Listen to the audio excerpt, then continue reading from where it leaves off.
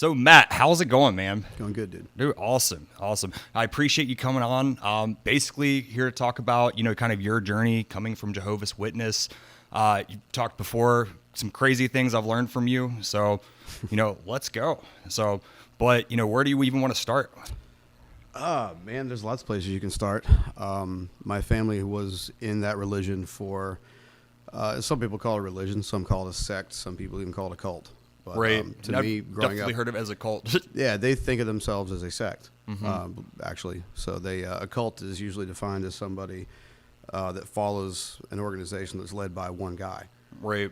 This is led by a bunch of guys, and they're all up in New York, and they're called the governing body. Those usually 8 to 10 men are the ones who make the decisions for the entire organization, and they are to not be questioned Right. under any circumstances. Well, and how long has Jehovah's Witness been around? Originally in the 1800s, they were referred to as the Bible students. A guy named Charles Taz Russell Right. was the main guy. It was him and another guy, can't remember his name, but they split off. That guy formed Seventh-day Adventists, and Russell formed the Bible students, which eventually became Jehovah's Witnesses. And what's, and looking up, 1900 something. what's the Watchtower, The Watchtower it's one of their publications. It's their main magazine, but it's also what they refer to their organization as, the Watchtower Bible and Tract Society. Right. That's how they refer to the business side of their organization. Gotcha. And that's, if you've ever been to New York, you're driving over the Brooklyn Bridge, you would see a giant sign that says Watchtower. That's Interesting. them. I do remember that. Yeah. Yeah, they sold that for billions. So, and, you grew up in it. Your family was Jehovah's Witness. Since the 1800s, actually, on my dad's side. Oh, Yeah. wow. So, I'm 5 generations deep. damn, 5 generations. Gotcha. Yeah. So, yeah, getting out of that must have been crazy when your family was that entrenched into it. It's they still reach out, and I feel those tentacles all the time, anytime I make contact with my family. So. Right. Well, so, growing up, what was it like growing up in it? Was there like any point that you realized like, oh, I'm in a cult, or, I'm in something different, or I'm a weird, No, in fact, you think everybody else in the world's crazy. Interesting. That's what they teach you to believe. They Right. teach you to believe that the world is out to get you. Our kingdom is no part of this world. That's what Jesus said. That's how we feel. And that's, even though you would go to school every day, Right. you were not to do the Pledge of Allegiance. I couldn't draw the turkey with my hand. I couldn't do any of that shit. Gotcha. So. Well, no, I remember having a Jehovah's Witness kid at school, and we're like, oh, what's this? He can't, he can't play the Christmas play, or, he can't do this. He can't celebrate anything. No birthday, Yep. I got in big trouble because I got in a fight with a kid. I knocked on his door one Saturday, and he was teasing me mercilessly at school. No shit. And to the point where he was like, I'm going to meet you at the lockers after school, and he did. And a lot of fury came out that day. Man. So, yeah. That's insane. So I guess, talk to me about like growing up that as a kid, what was different, was there any practices or, it's, I don't want to bash my dad too bad on this. We've had our differences, and I just talked to him the other day, actually. And even though we have a cordial relationship now, and it's a loving one. I mean, he loves me, I love him, but he was overbearing. Right. It was, and it got physical, violent physical. There's a whole scripture that talks about, do not spare the rod, you will not spoil the child that way. And he lived by that.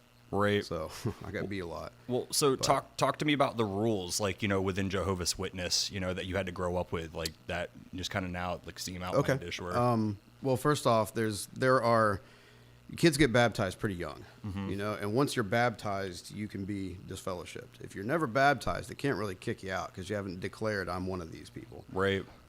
So there's the rare person that makes it, all those years before getting baptized, but I was baptized at 14. Okay, gotcha. I was about to ask how young is too young. Yeah, I was 14, which is too early to do anything, to declare your right, dedication to anything in life. Right. It's not like you have too much of an autonomous choice, right. At that point. And it was a choice. It was, like I chose to do this, but I was just trying to make everybody around me happy. And that's what all the other kids were doing my age. And right.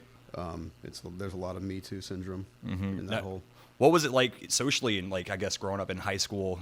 Did you interact with other kids? Have a lot of friends outside of the religion, or is it pretty? It's limited to what you can do. It's like you can only be so cool at school because you can't go to any of their functions. I couldn't play any of their sports. Anytime kids had a party, of course I couldn't do that. Right. I married the first girl I ever kissed. Oh shit! Did you ever sneak out of those parameters, or do any of those things? Nah, I was too terrified. Right, Yeah, man. Scared of my dad. Gotcha. So let's, kind of progressing forward, when did you start realizing like, oh, this isn't right, or, this isn't for me, or, how did that progression happen? I've always been I have the kind of mind that needs to go to the end. I got to figure out all right, if this means this, then this means this, and this conclusion, and in conclusion is this. And I had those thoughts, and those thoughts always led me to other things than what they taught. Right. And I would ask my dad about it, and the answers were never satisfactory. It was always, you're not supposed to know that, or we don't ask those questions, or, there's some things that's only for God to know, that type of shit. And it really came to a head when I went to the world headquarters for Jehovah's Witnesses at 19 instead of going to college. And where's that at? That's in, the one I went to was in Wallkill, New York. It's about an hour north of the city. But I spent a lot of time in Brooklyn, too. Right. They sold all their property in Brooklyn and moved, up into the northern part of the state in New York. So they have a ton of property up there now. Right. Interesting. Preparing for doomsday, Yeah, no, I bet. And, I know, I guess, for everything I've read, it's, really, political. Like, if, you do a grievance or something wrong, it's almost like court, within its own system. Yeah, and they have their own judicial system. In fact, they call it a judicial committee if you do something wrong. If there's some, heavy sin, my father was not just an elder. He was one of the big dogs. He was one of the guys. What's higher than an elder? Talk to me more about that structure, So, all right, so it's kind of like the military. It's really not that different. You've got your basic, your foot soldiers, which are, they're referred to as publishers. Those are the people that just go, they fill out a time card every month on how many hours they go knocking on doors, how many people they talk to, how long they spend, how much literature they place. They keep track of all that. Right. Jehovah's Witnesses, not for nothing, are meticulous record keepers. Interesting. And what was that like going door knocking? Pretty fucking wild, man. I mean, you go knocking on strangers' doors, talking to them about an invisible space lord that loves you but will kill you if you don't do exactly what he says. Right. And he's coming soon, and he's got a hailstone with your name on it if you don't do what it says in these scriptures here. Gotcha. No, I've But seen you got to put that nicer. Had the Mormons, never the Jehovah's Witnesses. Any crazy stories there of some doors you've knocked on? Like anything out of control, insane? Oh, man. Jeez. I could be here all day just doing that. Oh, man. Anyone in particular that sticks out? I was with this woman. Jehovah's Witnesses, for whatever reason, attracts giant fat people. Don't understand why, but it's one of these things. Like at the conventions, you'll see them on the bottom, 5 rows. They just take all the people that are over 350 pounds, and they make sure that they don't have to climb any stairs. Right. There's a bunch of them. Wow. And they're people that are lost, and they want something, and this place offers them sanctuary. It offers them solace. Right, and a lot of my reading, that's what I kind of read about the different people that are attracted to Jehovah's Witnesses. People that need something outside of themselves. A lot of rejects. A lot of people who just don't belong anywhere else in society. They end up there, and they're welcome. And for what it's worth, Jehovah's Witnesses aren't bad people. They're not. They really mean well. Right. They just mean well in their own little universe, and nobody else is really allowed in there. Unless you're one of them. So anyway, I'm with this big, huge, giant, obese woman. And we're at a door. And this is a woman who's, I'm not joking, she was 500 pounds. So we climbed the 3 steps to this porch, and we're out in the middle of nowhere in Iredell County. And there's a bulldog sitting on the porch. And he just kind of looks up at us. He's all lazy. And she knocks on the door. A guy comes to the door. She said, "Oh, we didn't know if your bulldog was going to be a problem." And he said, "Oh, don't worry about the bulldog. Worry about the bull." And he slammed the door in our face. So we turn around. We walk down the door, right down the steps. And we got to the bottom step, and a giant bull, the biggest bull I've ever seen in my life, comes stomping around the corner. He had red eyes and snorting. I mean, it looked like a goddamn cartoon. You said a bull, A right? bull. Oh, a damn. real bull, like a Jeez. cow, but a male one. Right. Yeah. What neighborhood was this? It was out in the middle of the country. It was out. Man. It was near Harmony, North Carolina. That's I some think. dedicated door knocking. And yeah, so that's another thing. Oh, they didn't miss anything, man. They don't miss a street in the whole county. No joke. So where did you grow up? What's Statesville, North Carolina. I was 13 when we moved there, and I stayed there, got married there, and I was there till 2006, and then I moved to Raleigh. Right. Interesting. But, yeah. Well, so now talk to me about the good. Was there a lot of good you got out of it? I mean, I don't want to focus on all the bad. Well, is there anything you miss about it? Here's the thing, man. I've tried to structure my life to where I don't have any regrets. Even the things I look back on and think that they were bad, those things are still, what made me who I am. And I'm happy with who I am these days. So lesson or blessing? Yeah. So for that being said, they do, when you're young, they teach you to read You know, when you're very, very young, they teach you these extremely hard to understand spiritual concepts. They teach you about life and death. They teach you about, you know, the afterlife and what to expect. And you have to field some really weird concepts as a kid. But as you get older, if you can get past all that and actually see some of the good things, I think it made me smarter. I think it made me more apt to understand real spiritual value when I saw it. Right. And actually build a real worldview worth of shit. Well, so now, you know, kind of transitioning that worldview, how was it like getting out? Because I can only imagine it wasn't easy. No. So we mentioned the judicial committee before. Right. When you commit a gross sin, you either get caught or somebody tells on you. That's the only way they're going to form a committee. Or you can tell on yourself, which is what I did. You told on yourself? Yeah, my ex-wife and I, we weren't going to stay married. We stayed married for 10 years. We shouldn't have been. We got married when we were little kids. We were 20 and 18. Right. And if you don't mind amazing sharing, it lasted that long. If you don't mind sharing what happened in particular, or With her? Yeah, or no, just to go to the committee. What did you get in trouble, so- your grievance, or whatever you want to call it? No, I committed a gross sin, and the guy who I committed a gross sin, he was on the committee. His daughter was who it was with. Oh wow! So they lynched me, man. I was out of there. So they can either a judicial committee is 3 elders that are selected once it's established, you know, that a sin has been committed. So they form these committees with 3 elders, and you sit in a room with them and you tell them every graphic, gory detail. Where your hands were, was there an orgasm, was there an ejaculation, where did you do it? Right. And I mean, they get really, really graphically detailed. Any documentary you ever see on Jehovah's Witnesses, and they talk about the committees, they'll tell you this. And that's how they make their decision. And like I said, they keep records of it with your name on it. And so basically your cardinal sin was, basically hooking up with this girl. Yeah. Wow. Yeah. And I did it in retaliation to, something that my ex did. My ex and I are actually really good friends now. Right. She's not a witness anymore. She's got a great husband. We all get along. I go there for Thanksgiving and shit. And it's great. That's awesome. What made you want to self-admit? I mean, just felt the guilt, or at that time, or yeah. I think I wanted out, and I didn't even know that I wanted out, but I wanted out. So what age did you get out? I was 30. 30. Okay, gotcha. So, but that grievance is what age? The grievance was from what I did. Yeah, from what you're. It was earlier that year. It was actually pretty fast. I immediately went and told what I did, and just like, yeah, I want out of here. Any repercussions in particular at that age? I mean, well, I got disfellowshipped. I was also the son of that guy. Well, so you got disfellowshipped at age 30? Yeah. So when did this grievance happen? Was this at 30 or? Yeah, this was at 30. Oh, okay, gotcha. So you got grievance for actually hooking up with this girl or whatever at the age of 30. At the age of 30. And that was the second woman I'd ever hooked up joke. with. See, I'm in my mind thinking this was like 13, 14, not 13, like 15, 16, 17, something like that. Like, it's weird, man. I see how everybody else has grown up, around, because since then I've spread my wings and learned what it actually means to be a human. It took a while, but in the process, I saw what people actually live normal lives like, and it's amazing how much interaction you have with just the members of the opposite sex. I was 30 years old and had no idea what to do. Really? And ruined a few dates, and what was that like learning? I mean, I only knew how to deal with one woman, and obviously I didn't figure that out. So right. I had to start reading books and shit. Man. So, all right, talk to me about with the family, like once you got out, that separation. I mean, well, that's weird because my parents live like 5 miles from me right now. We speak occasionally, but it's rare. Right. So it is what it is. It's part of their whole thing. This fellowshipping is shunning as part of it. Right, and it's definitely pretty absolute. Like when you first got out, was that like absolute? They wouldn't talk to you whatsoever. Did that something grow over time? They still tried because they thought I was coming back, and for a while I was gonna.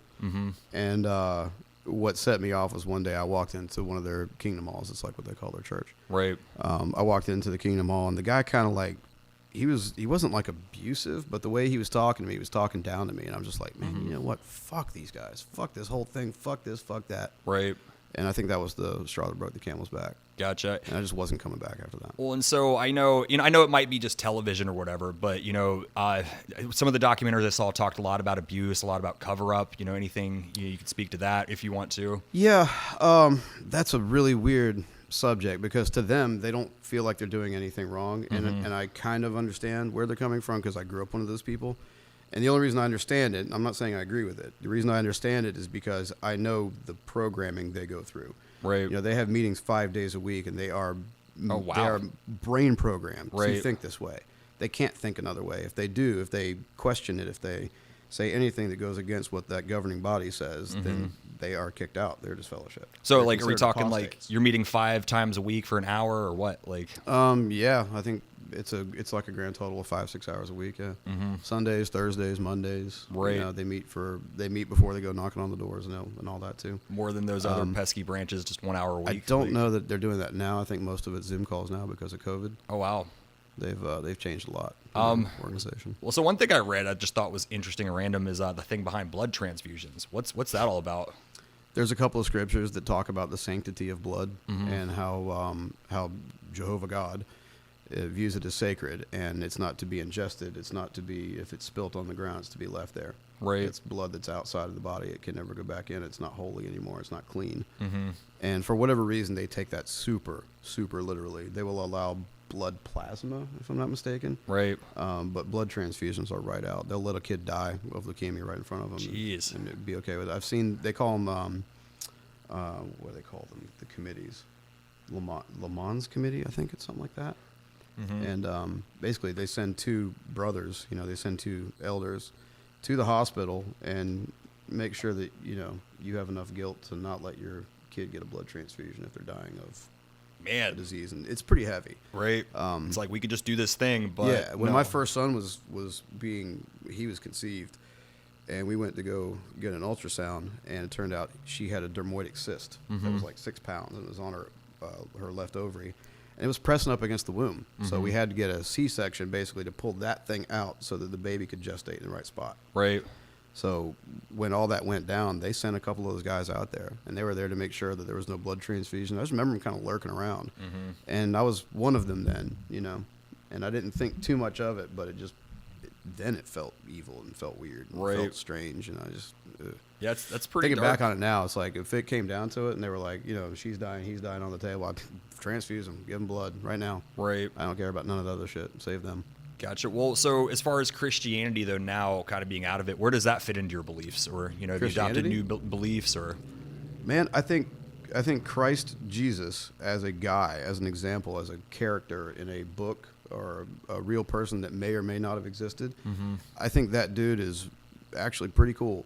Right. Yeah, I agree. He hung out with the dregs of society, you know, Right. the tax collectors and the whores and the sinners and all that. And I do it at Thanksgiving, and I'm the asshole. Like, And everybody on this planet that acts or that says that they're a Christian doesn't act like him. They Right. act like everything exactly opposite of him. that was a lot of hypocrisy. for Christianity was set up by the Apostle Paul. That's who set it up. And that guy was nothing like Jesus. He was all about the rules and all about the, exerting his will upon the congregation and making them Right. do what he wanted them to do. Well, of course, Jesus was like, God's within you, and they're like, okay, let's buy a bunch of real estate, be the number one, owners of real estate in the world. Like, Sure. we need these giant temples.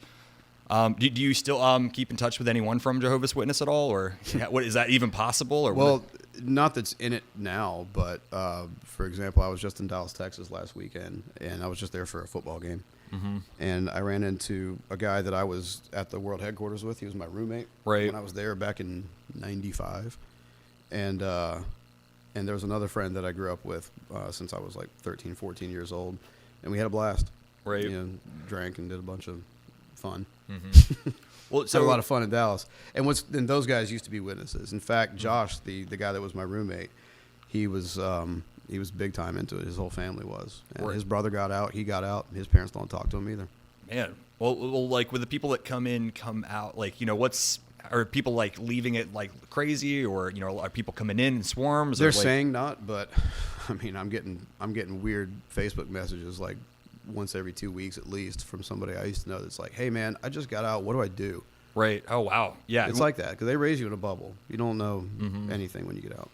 Well, so like, what other big transitions into I guess normal life, or do you have anything? Everything. I mean, I had to relearn everything. I had to unlearn everything I'd ever learned, and then it was a series of I got lucky because I ended up in a band on tour, so I got to go visit all these museums out in the Midwest and West, and I got into animal husbandry at one point and learned genetics. And learning that, I realized there's no way in hell that Noah's Ark could be a real thing. So Right. that's kind of like the basis for their whole religion, if you want to be technical. Mm-hmm. Adam and Eve is not possible. Mm-hmm. So, when you start breaking down all that shit, life starts making more sense. Right. Man, And that's a lot. But yeah, no, absolutely. I'd say, so you're saying a lot of people get out of this and are reaching out to you. Like, how have you helped them? just, by being real with them, telling them it's okay, man. It's okay to feel all the things that you're feeling. You're going to feel lost. You're going to feel, shit, man, I was suicidal for a while. Right. A lot of my friends growing up didn't make it. Damn. They got out of it, and there's this huge gaping hole where this faith used to be. And not only was the faith connected to it, but they connect your whole family. And they're smart with what they do, man. Right. They know how to get people and rope them in. They get your entire family so that you can't, you can't say no. You can't say, hey, I don't believe this, because if you say that, that means your whole family is going to get rid of you. Right, and it's definitely one Nobody thing to wants deal that. with the world, but then to deal with it alone and not be able to even contact your family, even if they're like right down the road. Yeah. So how big was your congregation, or 150 people. 150? Yeah, Gotcha. they're all about like that. Right, and you guys, you basically saw each other 5 times a week. Man. Yeah, So- sometimes more. They had like Bible studies in your home. That was one of them. They Right. had, the congregation, we were there at least 3 days a week at that Kingdom Hall. It takes over your life. Right, and so the close relationships you had within Jehovah's Witness, like if you tried reaching out, like they just couldn't talk to you, or is up to their discretion. Half of them are out now. Okay. So like Gotcha. most of the kids, I'm gonna go with a strong 70. It's more than 75%. I gotta say 80. Right, Are out, man. Well, so gone, and we all keep in touch. They're all Facebook friends and Instagram friends. Some like people that are my parents' age that got out of it. right.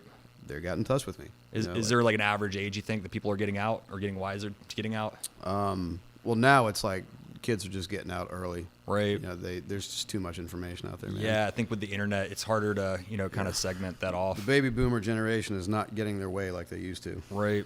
Well, 5 generations. That's pretty crazy. Like, were there any other families in that were that nearly? My kids in were that long? 6th. at Oh one man. point, so Right. yeah, that guy that I was just talking about, Josh, down in Texas. He his family was 5th. Mm-hmm. He goes back in the 1800s. Is there anyone else Crazy. from your family that's gotten out? In my no, Man. not in my family. Right. They're all my sister. I only have one sister. She's still in it. Gotcha. Aunts, uncles, cousins, all of them. Well, so now, and of course it's Thanksgiving tomorrow, but like what's, keeping in contact with your family now? Is that like something that's strained? Is it something up to the discretion? Every once in a while, I get a wild hair and call my dad just to check on them, see how they're doing. Right. Gotcha. And is that even frowned upon on his end, or? He's not supposed to, but Okay. he does it anyway because, I don't want to speak for him. He's a very intelligent man, and he just thinks the way he thinks, and it is what it is at this point. I'm not in any position to tell anybody what they should or should not believe. I've got a unique worldview to me, and I'm happy with it. Right.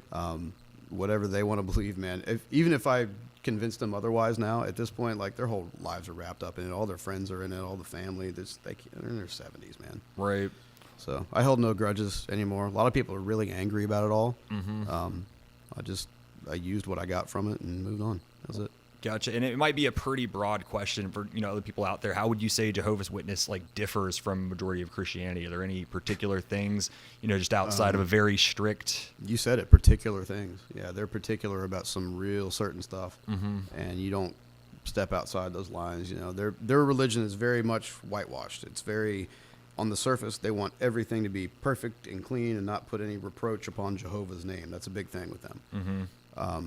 So they live their life accordingly, or at least they do on the surface. If they do anything wrong, you'll never know about it. Right. And would you say they, believe in a very literal version of the Bible through and through? Oh, yeah. Interesting. Yeah, very literal. Man. They believe in those promises and those prophecies, and sometimes their interpretation of those prophecies are pretty far stretched, man. But, Right. Well, I'll say one thing I thought was interesting. I didn't know this, but Jimi Hendrix was a Jehovah's Witness. That's crazy, and that's Serena and Venus Williams, Michael Jackson, Oh. the whole Jackson family. what? Prince died one of Jehovah's Witnesses. Interesting. I didn't know that. What's her name? Modern singer. She's really good too. Jordan Sparks. Jordan, I'm not familiar. She's witnessed it. No joke. Or was. Yeah. Any other famous people you think of? Off the top of my head. Man, that was a good list. Yeah, there's a few. I met Prince. No shit. Yeah, he came through and touring the facilities when I was there. Interesting. I was 19 years old. He was tiny. Really? Man. Yeah. That's got to be nice. He glowed. I mean, there was something about, Right. you see somebody like It's that. fucking Prince, man. Like, They said of course. Michael Jackson was like that too. If you saw him in person, it was just, Right. he had some aura about him or something. Man, well, I guess they both died off to drugs. That's interesting to me. Yeah. So, interesting correlation there. But no, I think I want to wrap this up. But I mean, any like kind of last closing words you think you want to share with people out there? Anything? No matter what it is, especially if it's religion, look at it as what it is. It's a guy telling you a story. Mm-hmm. And always do your own research. Never believe anything at face value. Right. Yeah, no, think for yourself. It's good. That's all I got to say. Awesome. Well, no, Matt, I appreciate you hopping on, man. That's a wrap. So